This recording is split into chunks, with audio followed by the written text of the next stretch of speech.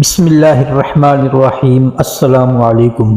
حضرت محمود بن لبید سے روایت ہے کہ نبی صلی اللہ علیہ وسلم نے فرمایا، دو چیزیں ایسی ہیں جنہیں انسان ناپسند کرتا ہے۔ انسان موت کو ناپسند کرتا ہے، حالانکہ موت مومنوں کے لیے فتنے سے بہتر ہے، اور وہ قلت مال کو ناپسند کرتا ہے جبکہ قلت مال کا حساب کم ہے۔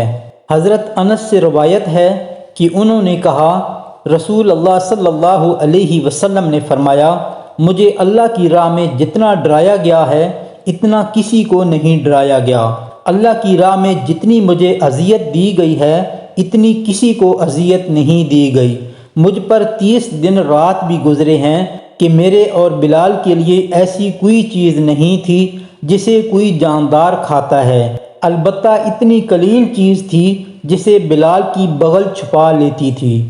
اور امام ترمذی نے فرمایا، اس حدیث کا معنی یہ ہے کہ جب نبی صلی اللہ علیہ وسلم مکہ سے بھاگ نکلے تھے تو بلال آپ کے ساتھ تھے، اور بلال کے پاس بس اتنا سا کھانا تھا جو وہ اپنی بغل کے نیچے رکھتے تھے۔